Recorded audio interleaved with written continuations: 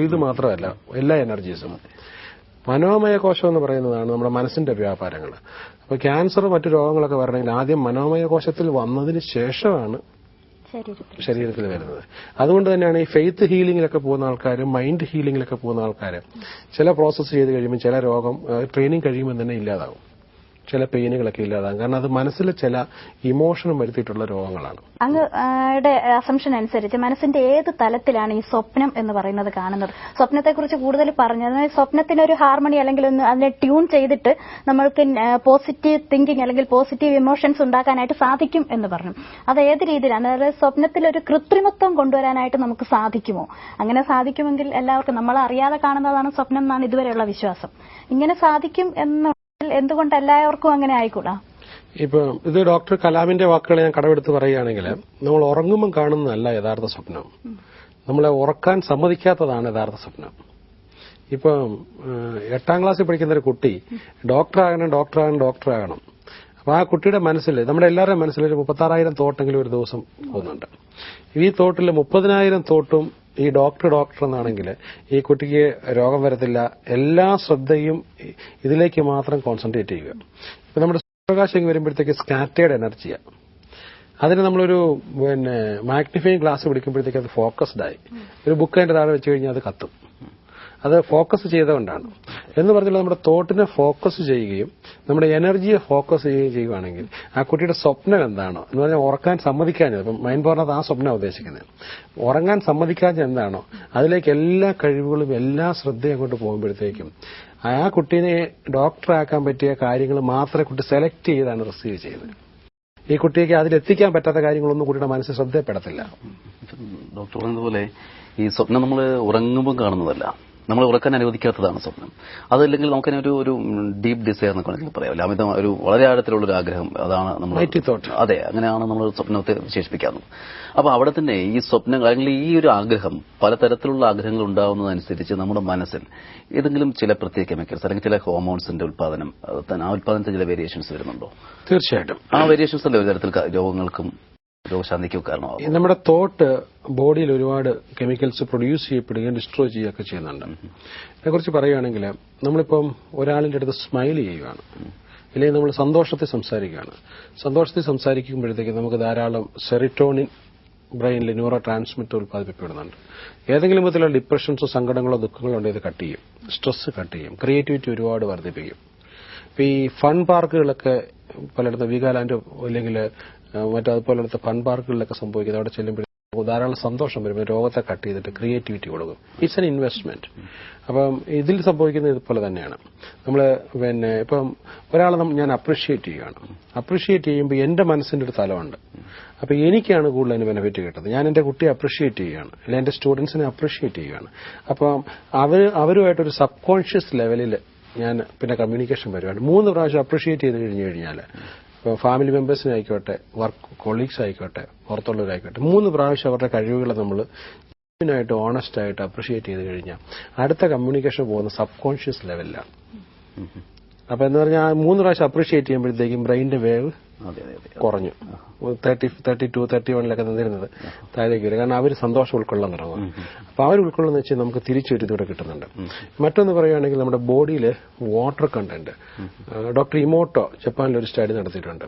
Water crystals എടുത്തിട്ട് ആ വാട്ടറിനോട് ശക്തമായി പോസിറ്റീവ് ആറ്റിറ്റ്യൂഡിൽ ലവ്, ഓണസ്റ്റി, ട്രൂത്ത് ഇങ്ങനെയുള്ള കാര്യത്തിൽ വാട്ടറിനോട് എക്സ്പ്രസ് ചെയ്യുമ്പോഴത്തേക്കും വാട്ടർ വളരെ ഒരു ബ്യൂട്ടിഫുൾ രീതിയിൽ അതിന്റെ മോളിക്യൂൾസ് തിരിയും.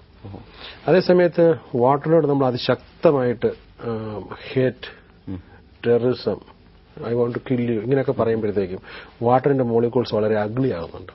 അപ്പൊ ഞാൻ വളരെ ശക്തമായി പോസിറ്റീവായിട്ടുള്ള എന്റെ കൂടെ ഇരിക്കുന്ന ആൾക്കാർക്കൊരു നന്മയുണ്ടാകണമെന്ന് ശക്തമായി ഞാൻ ചിന്തിച്ചുകൊണ്ട് ചെയ്യുമ്പോഴത്തേക്ക് എന്റെ ബോഡിയിലെ വാട്ടർ മോളിക്യൂൾസ് എനിക്ക് അനുകൂലമായി തീരുകയാണ്. ഡോക്ടർ ഇമോട്ടോയുടെ സ്റ്റഡി കാണിക്കുന്നത് വളരെ നീണ്ടകാലത്തെ സ്റ്റഡിയാണിത്. അതിപ്പോൾ എന്റെ മുന്നേ ഇരിക്കുന്ന ആൾക്കാരുടെ വാട്ടർ മോളിക്യൂൾസ് എനിക്ക് അനുകൂലമായി തീരുവാണ്. അതായത് ഒരു കോസ്മിക് എനർജി തലത്തിലേക്ക് അങ്ങോട്ടും ഇങ്ങോട്ടും കണക്ട് ചെയ്യപ്പെടുവാണ്.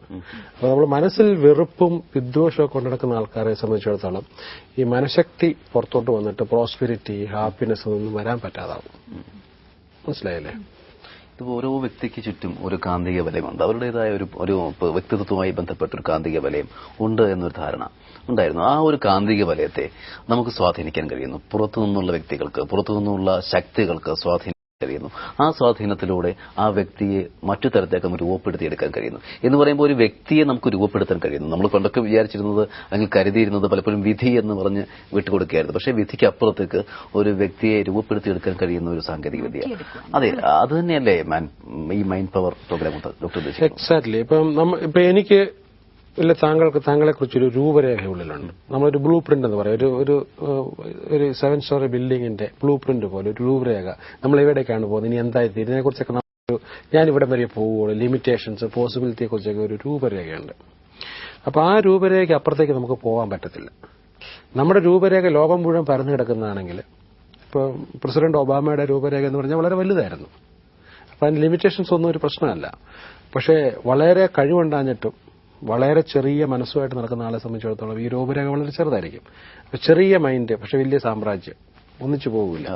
അപ്പൊ അവിടെ വേണ്ടത് നമുക്ക് ഈ രൂപരേഖ ഉള്ളിൽ മാറ്റണം.